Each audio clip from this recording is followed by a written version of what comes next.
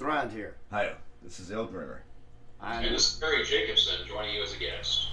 Now we have Barry Jacobsen today. It's a great honor to have him. He's been on the program Deadliest Warrior. He was the associate producer. He actually represented the Spartan and many different warriors on there, and he was their technical advisor, historical advisor. Right. Also, if I'm not mistaken, Barry, I think you've also done some work with the History Channel before they sold out. Am I right? Before they sold out, yeah, started doing non-history as in current events. Right. And it's history if it's current events. And it's happening now, but it's not history. Definitively.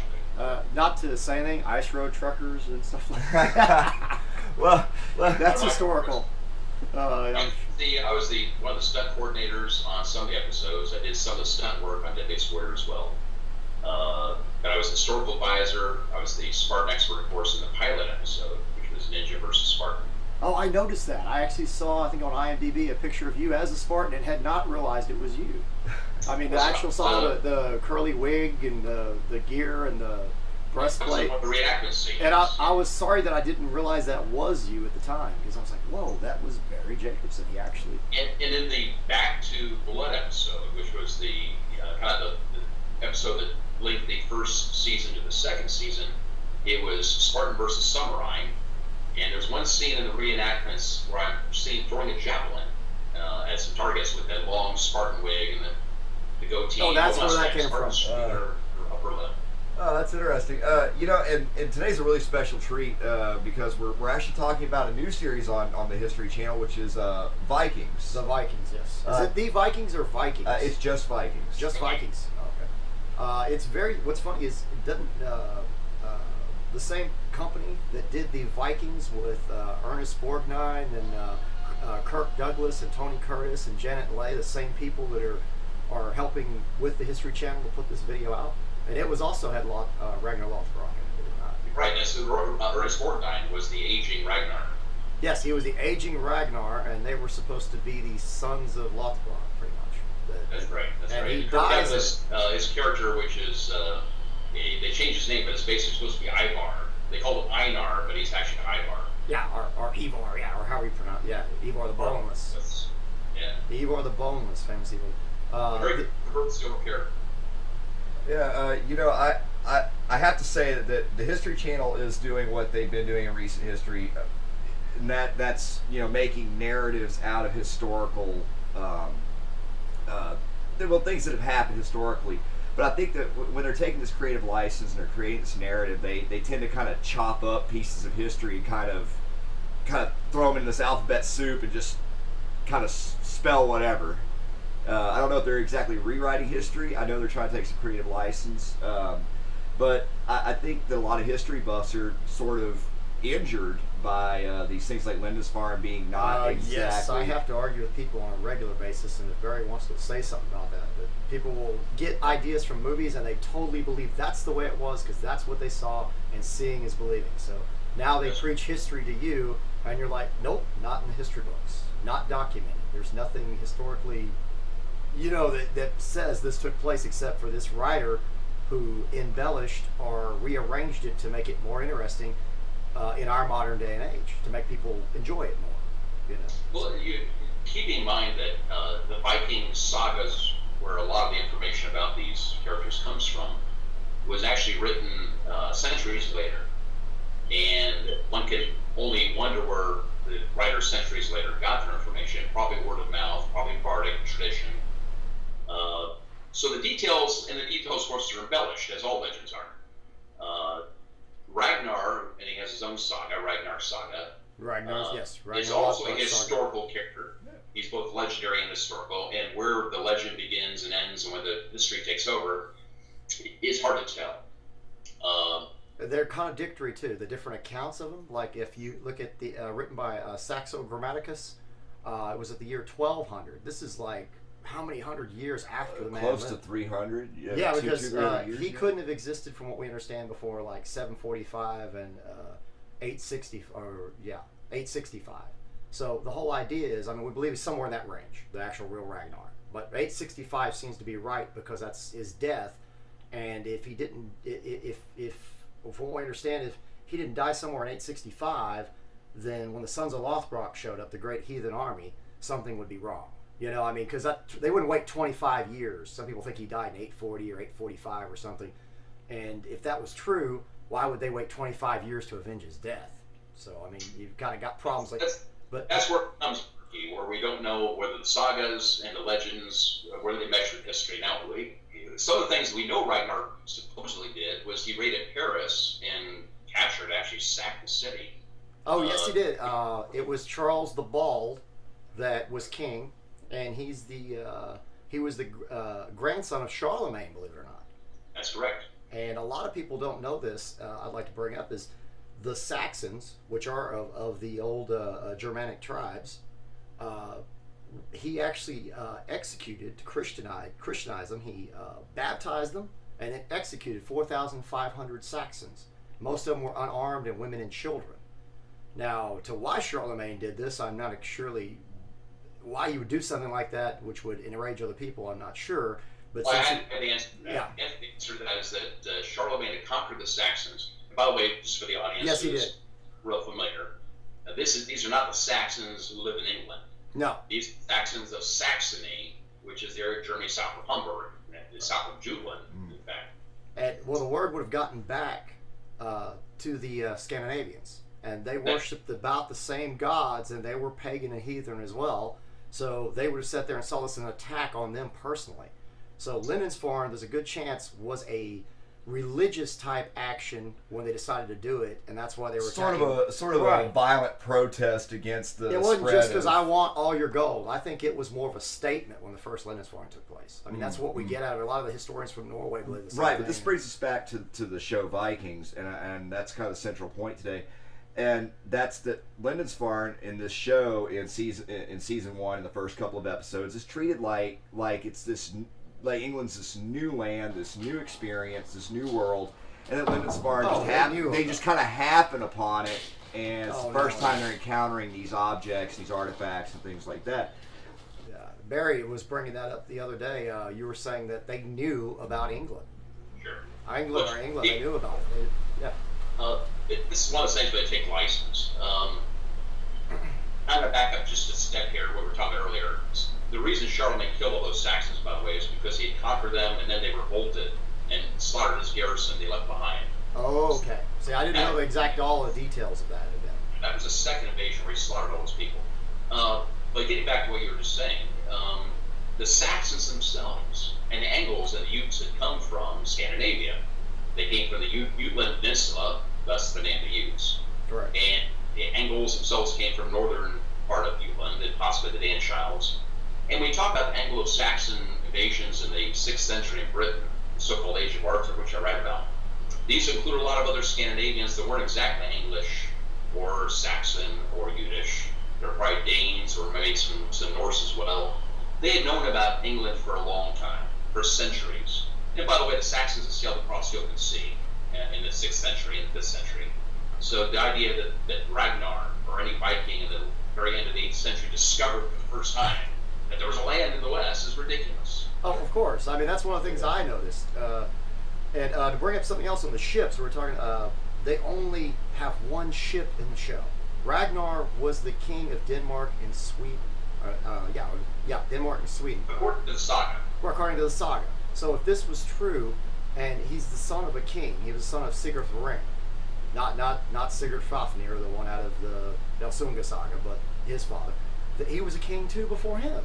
So the point is, how would he have one ship, and why would some Jarl, which is they were saying he's an earl, but why would some Jarl be telling him what to do or what to do with the ships? He had his own ships. In all the stories, this man had hundreds of ships. Like you said, the Charles the Bald incident, where he went to actually went there, and the Seine River. He went up the river to France, and that's when the two armies divided on each side of the shore, and he fought one side, and he captured 111 prisoners. He supposedly executed them in front of the others, and they fled. Well, Charles the Bald offered him, supposedly, in the story, 7,000 pounds of silver for him to leave him alone and let him keep all the loot that he had from looting Ruin, which I'm assuming the name sounds about right because it got looted so many times. To me, it sounds like Ruin. And anyway, if you look at the story, that's 120 ships they document and 5,000 men he had.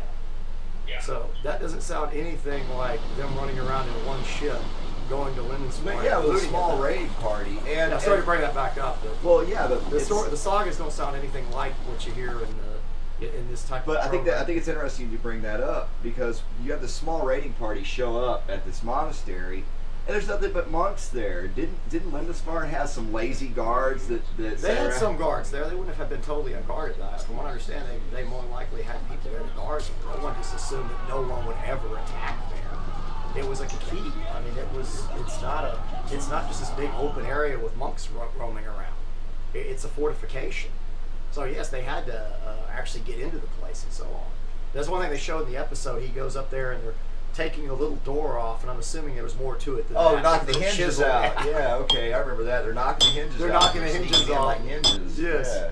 Oh, this is very. If I can back up and add something to that, Michael Hirsch wrote the script for this. He's the same author that also wrote The Tudors, the TV series The Tudors. And Michael Hirsch is a very good storysmith, very good at writing stories.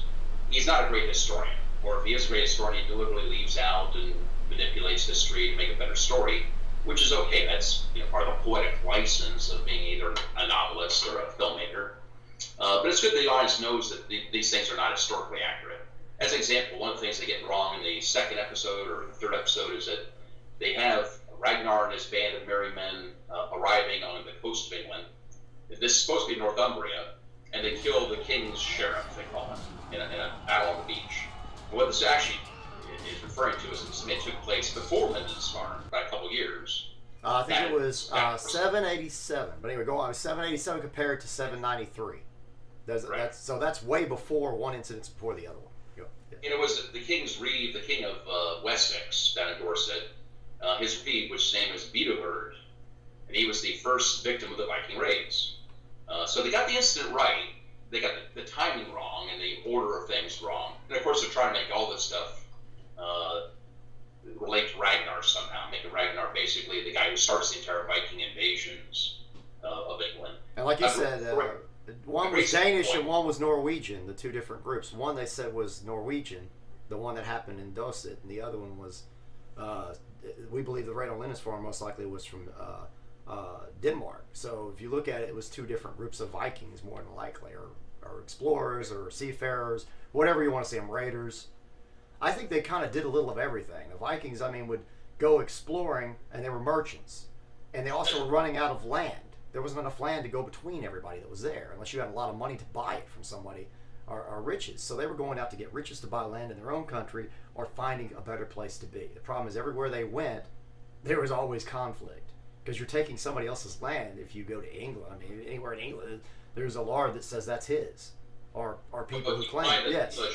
You don't have to fight to claim it. Vikings in the 6th century, they landed in long ships of their own, and they'd taken the land from the Britons. And of course, that's again the Age of Arthur. So, the Saxons got basically what they sort of deserved if you're looking at it from the Welsh standpoint. The Welsh being the descendants of the Britons. I want to go back to what you're saying, Barry, about about Hirsch and that sort of creative license.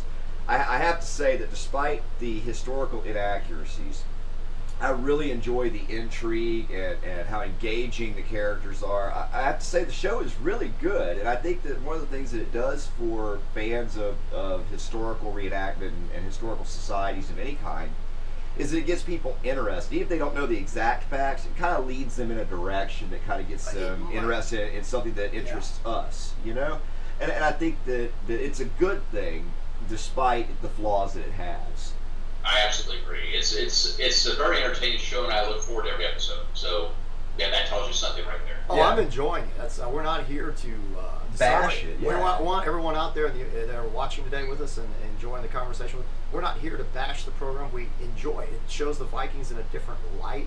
It's not showing them as like in what was that movie Pathfinder? Where they look like something off a Boris or a Molly Hatchet drawing, and they were running around with horns on their ship and trying to exterminate every American, a Native American. And I swear, I expected them to go exterminate someone. Exterminate. Like the Daleks. Yeah, I swear, I was expecting it at any time, because they didn't even seem human. They're these big, statured, tall giants just running around killing everything in sight. You couldn't even see the flesh. They have covered over so much stuff. And you notice they're all very dark, as opposed to being Norsemen who are mostly red-haired or blonde. Oh yeah, it was bad. Yeah. But it's great to see these representations now that are at least a little more palatable to right, well, they make them human. They're people you could relate to, the characters. And they're believably Scandinavian. The thing I didn't like about the team type meeting they had a thing or a team with the Jarl. The Jarl is not the law speaker. He's never the law speaker. There have been law speakers there who knew the laws, and the laws were actually set by vote by the people. So That's right. The way laws were, Viking laws, let's say if you stole the wagon, there's rules where, let's say you took the wagon without permission. You had to take it over a certain distance, keep it over a certain amount of time, and you're responsible for any damages to it. But if you took it, let's say more than 3 weeks, let's say, I'm not sure exactly what the law is, 3 weeks, 3 days, something, but you had to take it over that length of time and over a certain distance, or not bring it back for them to say you stole it. If you brought it back within that time, he couldn't take you to this meeting that they have usually annually or 2 times a year and have you face trial for it. But if there was a problem where you damaged it, then yes, he could do that and you had to pay for it. But no one wanted to be convicted of anything. So of course the laws were very lenient in what was allowed and not allowed. And even murder, if you had the money to pay for who you killed, depending on the circumstances, you could pay for it and walk away. It was called weregild, or blood money. Yes, so if the way they did it is they made it seem like if you committed murder and you passed 3 houses, or it was considered murder if no one knew the account of the self-defense or whatever. And I've never heard that law that they use. No, it's completely made up. And here's the thing, you mentioned weregild, which is true. You could actually pay a fine to the family and get out of any kind of murder. But if you were ultimately found responsible for disturbing the peace in any way, to the point where your neighbors couldn't tolerate you anymore, Correct. You were out. Yes. You were executed. And that was worse than death. There was people who chose death over being outlawed because they were such a family-oriented group. You were an outlaw. You were fair game to kill without blood money being paid. Correct. As an example, in the old saga, there's a character by the name of I'll think of a second. His wife was Halvard Longlegs, help me here. Gunnar of Linderend. And Gunnar of Linderend gets into some trouble with his neighbors because his wife, Halvard Longlegs, is constantly starting trouble. And there's lots of murders that go on between their servants back and forth. And eventually, he's not executed. They had the power to execute somebody. They would simply outlaw him, and then he was fair game to be killed by anyone without blood money being paid. And that's what happens. He refuses to leave Iceland.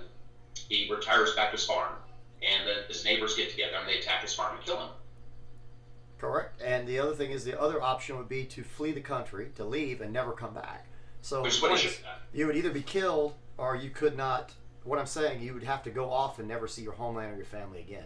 So that's why some people opted just to pick an execution, or in some of the Icelandic sagas, they bring up something called the walk, where it was kind of like a ritual suicide. To go, what happened? You killed yourself to basically let the people know that you felt so strongly that you were innocent, right, that you were willing to take your own So life. What they would do is supposedly take their they would cut their stomach, take their intestine out, hook it onto a tree branch, and walk around. I think it was either clockwise or counterclockwise.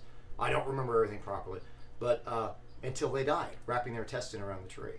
That's very much like seppuku, isn't it? Yes, it is. Yes. And the idea is you were basically acquitted of what you're accused of.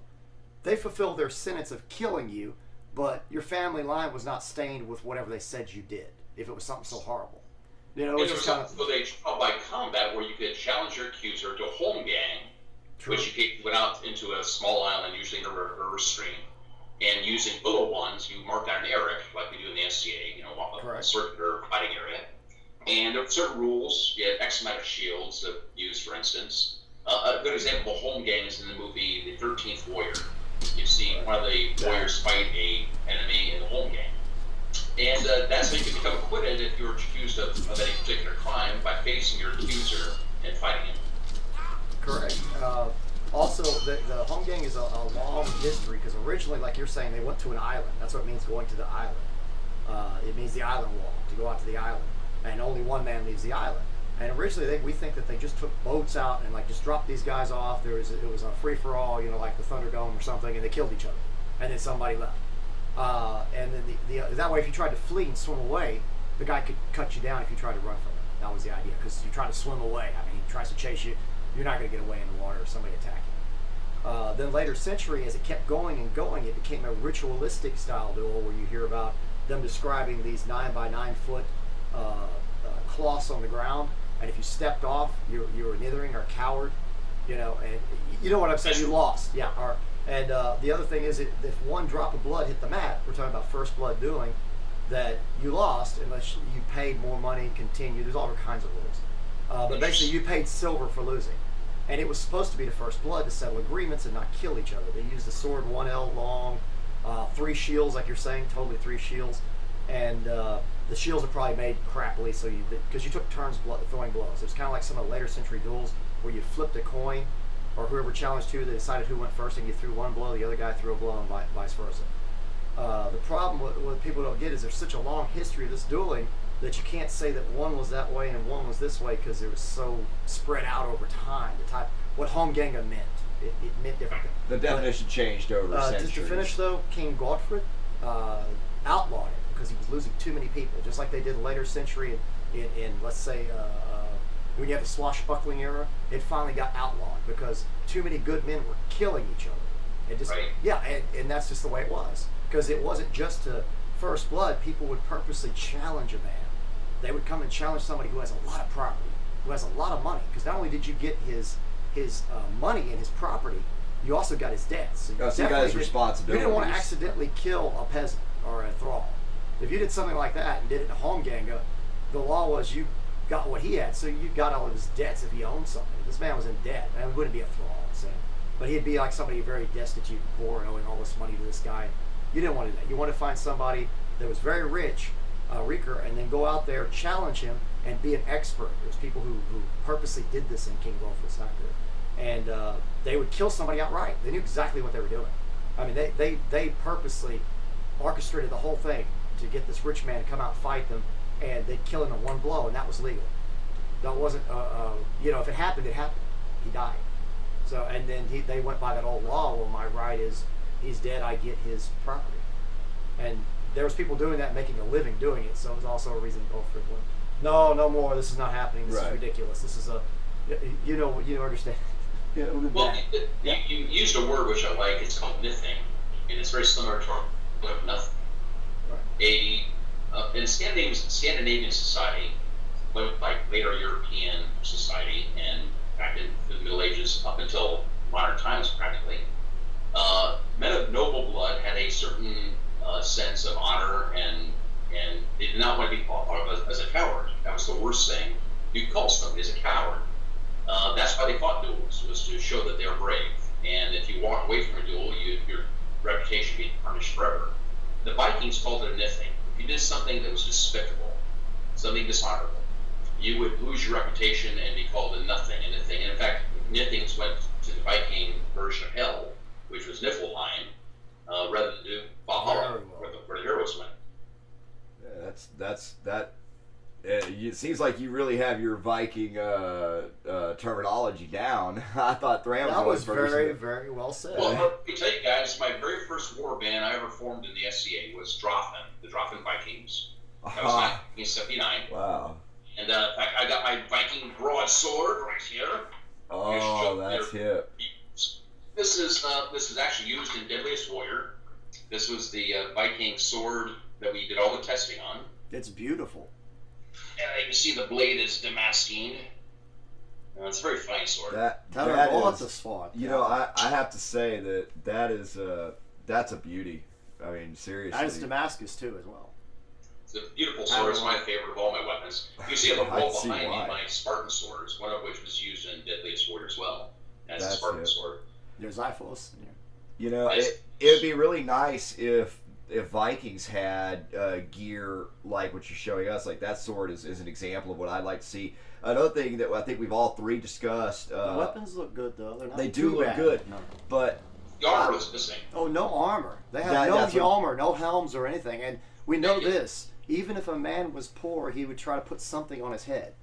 If you're fighting with a sword and shield, or axe and shield, spear and shield, the way they did in a shield ball, you're going to have a helmet on me, something, even if it was a bunch of leather and cloth or something. You know, you put something on your head. It's just common sense. Try to. Well, and they don't have one helmet. The armor they're wearing looks like if it's anything, it's leather. You know, like leather. Well, yeah, they did have brushed leather coats, and they had their gambeson was usually a bunch of layers of linen stitched together. You know, of course, deer hide. They take hardened deer hide, as you see Thor Hund, Thor the Hound, at the Battle of Stiklestad, where Olaf the Saint was killed. The man who killed him is wearing famously a deer hide that had been right. A brush. It was a deer hide, but they believe it was many layers. You know, made like an Akaton or a gambeson, but put together. What's what we believe? You know, historically, that's what. Yeah, or you know the buff coats that the Cavaliers wore in the Age of Cromwell. Same sort of thing. In fact, Gustavus Adolphus in the 30s. We've done testing on that type of stuff, and it will turn an edge. Depending on how the edge hits it, it will not cut through it. You might get a broken bone underneath, but you're not going to. It's not going to slice you like it, you know, like a sword would and cut in and cause the blood loss. And in battle, I've noticed that's what they account the most. Wounds that sometimes wouldn't even kill the man. If you continually fight and the blood keeps pumping and flowing. And you know what I'm saying? That's what you're trying to avoid. You're trying to avoid any cut. You could get anything, because over time the blood loss would cause you to lose consciousness. Or infection set in later and kill you after the battle. For sure. Right, but you know that's the thing. Like this character Floki or Loki, the shipbuilder. Oh, that's very odd. That's very odd character. We're talking about this armor, right? And it seems like he's the only one that's wearing anything that even resembles like some kind of a leather armored vest. Has anybody noticed that? Yeah, it kind of does look that way. Everybody else is wearing these tunics and these just regular Viking street clothes. What about Ragnar Lothbrok? It means hairy breeches. Hairy breeches. You never explain. He has nothing. I didn't notice anything different about his clothing. You know, it seems like they would use something like that in the storyline. Because, I mean, the theories are he either wore hides for armor. In one story, he actually wears, actually, they make it sound like it's an entire suit of armor. But he takes this hairy armor, or like bear's hide or something, and he dips it in pitch. And in sand, and he lets it dry, and that's to fight the dragon. And I believe that's out of the story where it's Thora, and he goes there. She has a great serpent that's around her keep. And what happened? It's a long story. I don't want to explain the whole thing, but birth was given a little toy box with a serpent and a snake, or ormen is what they'd call it. It could be a dragon or a snake, and it kept growing until it encompassed the entire place. Well, in that story, Ragnar was a young man, and he went there and heard of this great beast. He didn't really want to marry the woman. He mostly just wanted to kill the beast to increase his fame. So what he did is he made the armor I was talking about, because dragon's blood's poisonous. He didn't want the blood on you. So he made this special armor to fight it, and he had a large spear made that was extremely heavy and long to impale it with. Well, supposedly he went there and impaled the beast, and it broke off in it and killed it, and then he left. And so the king was very happy because he'd offered money and his daughter for anyone who killed the beast. Well, he ran off and hid. He didn't want to know even. You know, he wanted his men to know and everybody knew, but he didn't want to marry the woman. Well, they come and find everybody and round them up and start going through everyone. And people are bringing spears from everywhere. Yep, this is my spear. See, it's broke off, just like Cinderella. Only backwards. And then he happens to look and see a young man who's very young standing over there with a piece of wood hanging out of his garb, walks over, his clothing actually, and he sees the broken piece and compares it and realizes it's the spear. So after that, Ragnar is very happy. He gets to marry Thora. That story, he gets the money, of course, and the girl, but originally he hadn't seen her. He didn't even care about that. All he cared about was killing this beast to show his fame. The moral of the story is that he had an unusual set of armor, and they're not showing that. That's the point. Get back to the point. They don't have the armor. An alternative version of how I got the name is very similar to what you said. It was that Thora was defended, where she was being howled by snakes, a moat of poisonous vipers. That's the other one, correct? He made these pants so they could walk through the moat with these hairy breeches that had been covered with pitch, and the pitch had been allowed to harden. and when the snakes bit, they would bite through these pants. That sounds almost more believable. Yeah, that sounds like modern snake chaps. But that sounds more. But this almost sounds more believable with that story than of course the giant serpent. But there are two different stories. You are correct. Yeah. What's interesting is that they in the TV series they don't mention that at all, which is unfortunate. But I think the shield maiden that is his wife in the TV series. That's from Saxo Grammaticus's account of Lagertha or Hladgert. We're not sure what her actual name was because they have more than one documentation of the name. But if it's a Norse name, I think it's Hladgert or Hladgert. You know. Yeah, like Catherine Winnick, who, by the way, is an American actress, but when you listen to her talk, she's speaking with a Scandinavian accent. Oh yeah, she's very, very beautiful. She looks the part, and she actually seems competent on the field. That's what I like. Yeah, well, from what we've been able to see her anyway. There's a dialect coach that taught her to speak with a Scandinavian accent because she's American. It's convincing. Her voice is definitely convincing, and her look, she looks Scandinavian. Oh yeah, it's. I was reading she has 2 black belts in 2 different martial arts. I don't know what, but they're saying that's why she's so good at the fight scenes because she's actually trained, to fight. But keep in mind the Hollywood publicists make up a lot of stuff. You just can't. We don't know if it's true. I agree with you. But it's very well cast. I think the character of Ragnar as a young man is excellent. The main character, the main actor. Gabriel Byrne plays the Jarl, who is the villain of the piece. And really all the characters, they come across as people who belong in the Viking Age. That's probably the best thing about the series, is that all the characters are very believable and very well realized. The downside is they're putting lots of stuff in the life of Ragnar, which, if you follow the timeline, which from Lindisfarne when he dies in the 860s, in Aiello's court when he's captured, shipwrecked on the coast of Northumbria, he'd have to be 100 years old when he died. Oh yeah, most definitely. Most definitely. So some people don't even they don't even know if Ragnar is the one who that raid on France. We think there might be somebody named Ragnall. That it's not even him. A lot of these different things he gets credit for, but Ragnall was famous for attacking churches and so on. If I'm not mistaken, Ragnall's the one who actually I'm not sure if it was Ragnall, the one that actually said he was a Christian king, even though he was Scandinavian and wanted burial and laid in a coffin. We had his men carry him in, and he jumped out of the coffin and attacked all the monks in the monastery. That's how he got in. That story is told by 2 different characters as well. That story is also told by a character by the name of Hasting, who may or may not be the same Hasting who was defeated at England in the Reign of Alfred in the 880s near the Thames mouth. But in any case, this character Hasting supposedly invaded Luna, the island, the city of Luna, north of Rome. Thought he was sacking Rome. He sacked Luna. And during that tie-in raid, that was one of the stories told about him, how he got into these things. He pretended he was dead, and they carried him in, said he wanted a Christian burial, and boom, popped. It's one of those stories. It's also told about Harold Hardrada when he was a Varangian. Harold, yes, Harold. You're correct, Harold. Hardrada was a Norwegian prince in exile, fighting with the Varangian Guard in Constantinople, and sent with a band of some 800 Varangians to Sicily to help reconquer down there for the Byzantine Emperor. And that was the stories told about him, as he also did the same thing. Only in that one, he jumps out of the coffin, just as the wagon carrying the coffin is underneath the portcullis, the gateway of this fortress, the city. And goes broadsword in hand and holds the gate while his men rush up and capture the gate. Oh, so it makes it even more spectacular. Yes. So the point with the story, it's such a good idea and such a good story. You see it over and over again in the sagas. Just like, what is the one where they took the birds and they captured them and put little burning embers on their feet, so then they fly into the town. If I'm not mistaken, that one's told more than once too from different characters. The same. Sure.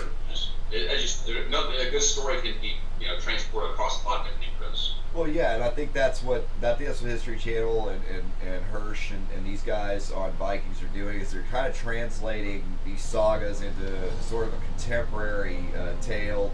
I think we see like that. Like the haircuts. Yeah, exactly. We see it in the haircuts. The costumes, though, I have to say, are a little drab. They don't look like Vikings liked to peacock. I think they liked bright colors. They had colors. They traded with the Middle East. I mean, they went to Istanbul. And they put eye makeup on all blue. They like shades of blue under their eyes and over their eyes. Yeah. Right. Well, let's say when they were trading with the Middle East, they went in there. They traded. They were merchants. They weren't there raiding on them. They were there in that big city, and they were merchants set up there like everybody else. That's right. And they wanted silk. Silk was very valuable. They wanted stuff like that. They wanted textiles.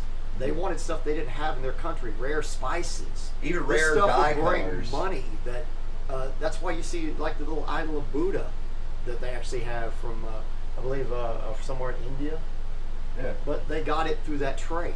They probably didn't make it there to get it from, but they got it in their trade. And the thing was, it was valuable because it was a rare antiquity. Yeah, but I think it's important to note that, calling somebody a Viking back then in the 9th century probably would have been kind of insulting. That's like calling every English person a pirate. Means like a fjord raider. It means somebody in the fjord that pops up. And then to Vik, to go a Vik or a Vik means, that's what it means. It means to go on a trip and just go traveling. So no one knows exactly why we use the term Viking now. They didn't call themselves that. I look at them more been, like Marco Polo. They were those early explorers, those guys that went out and did the trade in far away lands. Yeah, they'd have been, what I'm saying, they would have been whatever they were. They wouldn't have been a Viking. No. They'd be Jarl so-and-so of whoever. If you read some of the sagas, like for instance, Rolf Kraka's saga, one of the first things a king does when he establishes his border is he eliminates all the Vikings who were raiding their own lands. Vikings would raid other Scandinavian settlements more readily than anywhere else. When the world border broke down back in Poland, we saw a lot of Viking activity. And when there was a strong king, the Viking activity, or say pirating activity, went down.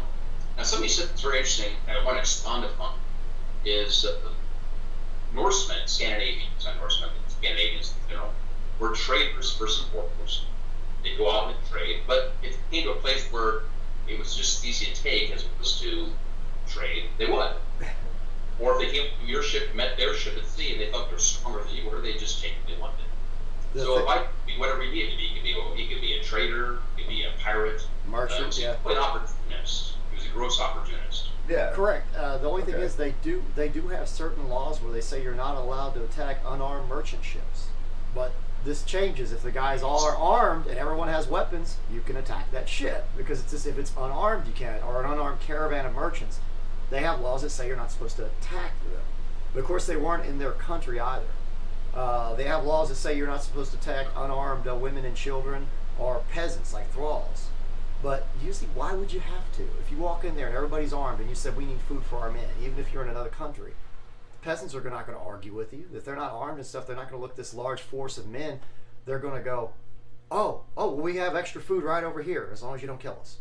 Pretty much that's what's going to happen. So if you look, a lot of times they weren't even attacking these small villages and stuff. They were just going and taking what they wanted. They didn't have to go in and kill and burn the place. They could use it as a way station while they're going to wage war against a monastery or a keep or something if they were against that king.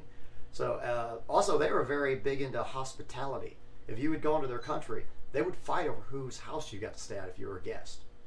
I mean, let's say if you went there as a merchant or something, there's people who have documented that back in that day, even in the Viking Age. They would fight over literally have a fight over who gets to have you in their home and who gets to give you food and drink and hospitality and all that kind of thing. So we get a lot of our early things like let's say like our chivalry that we see with the knights and so on. We get a lot of that from the Normans and from the Vikings because of that hospitality. If you show up in another man's castle or keep and you're an enemy at war at the time, but you show up there as a friend, they would let you stay there.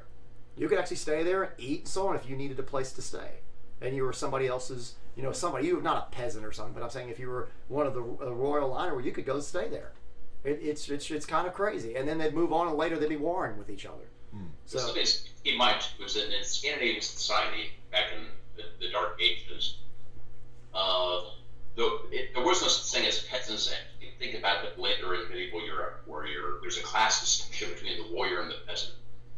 Every Viking landowner was a bondi, and he owned land, he owned weapons, he fought when he needed to fight. And in fact, the Viking raids often were led by noblemen. They were just a group of bondi that got together, built a ship, and they plant their crops in the spring. They go off to seek raid during the summer. They come back and have a harvest, often with a whole bunch of captives who become thralls planned for them. Right. So it was thralls, which were mostly captives. And next step up was bondi or peasants, which were freemen, warriors. Correct. And then there was the upper class warriors who served the nobles, the jarls. These were part of the bodyguard for the noble. Very small cadre of elite warriors. They're herdsmen, or huscarls in England. They're known as a herdsman. Huscarls are a lot like knights in some way. I I mean, the way to look at a huscarl serving a jarl is a lot like a knight or something. He's the house carl. He's state. Well, one of the problems that I also saw with the TV series was that they show the Earl as being in the model of a tyrant, an oppressive tyrant, with all the military power in his own hands. That wasn't the way it was in Viking society. Scandinavian society was made up of free peasants, which even the word peasant is misleading. They're more like colonial America, where every man was armed, every man was a militiaman. They're all warriors. The average Viking crew was just these members of the peasantry, which are called the bondi. And whenever a earl or king became too overweening, too powerful, they often rose up against him and overthrew him because they had military power in their hands. It was an armed society, and as we all know, an armed society is a free society. So that was one of the things in the TV series I didn't like. There's a lot to like in this, but that was one of the things I thought was apparent. But I think that's one thing that I think we're all being encouraged to not like is the Earl himself. I think that's going to make it easier for us as the season progresses. I think Ragnar is going to take a chance on killing him himself. I think we're going to be a lot more satisfied with that because he's such a bad Earl or such a bad leader. And I think this is a really good spot to leave off for us today, guys. This has been. I just wanted to add one thing that they always, in all these type of stories, just to add in the sagas, they have the bad guy take liberties and do things that are not their traditional ways.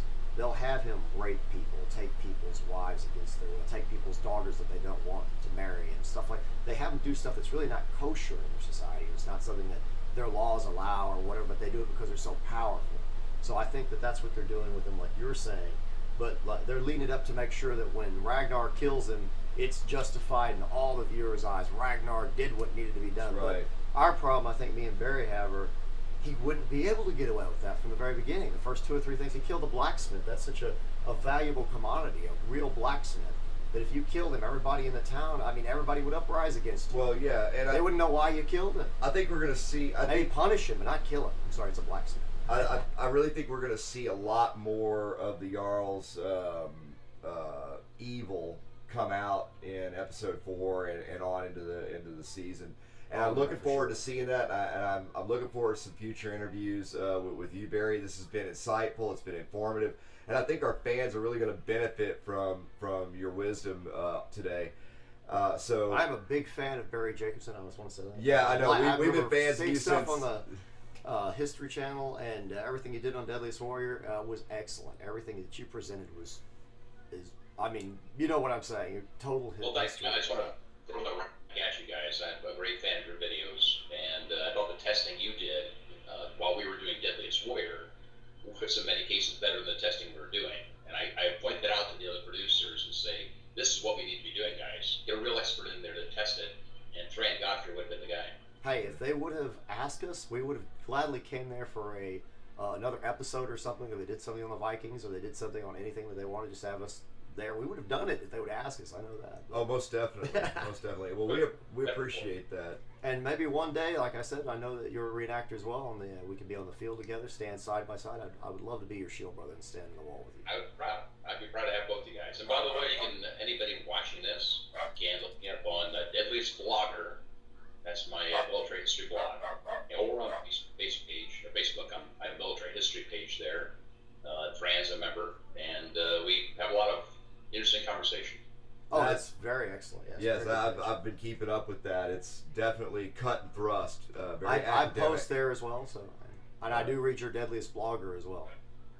A lot of political things as well on there, so it's a good. It's a good balance of the political and the military history. Love it, great stuff, Barry. And aren't you a feature on Cantu Talk as well? Yes, in fact, we're doing an Silvio Canto Show, which is a blog talk radio. We're going to do an episode this week on Thursday featuring the War of the Roses. As you may know, Richard III's body was recently found. Oh, And so right we on. talked about, Richard III and the War of the Roses. Oh, that'll be something. That's one of those can't miss type things. Yeah, listen to for it. sure. Yeah, we're And we're everybody definitely can check access that. this online, correct? All you do is go online. That's right. Find Silvio Canto Talk. Canto, C-A-N-T-O, Silvio Canto Show. And you can find him on Facebook, and you can find him online, and look in and listen to us. He's We're friends with him as well on Facebook. That's right. Yes. So anybody can probably find him through any of our pages, I'm sure. Oh, now or might independently. might add that Barry's also an admin over at our page. We have our Will of Remembrance production page, and we post different stuff about history as well and stuff. So if anybody wants to come by there, Vikings stuff. If you're a fan of Vikings, that's good. that's on Facebook. Yes. All right. Well, Barry, again, thank you so much for joining us today, man. It's been a treat to have you on with us.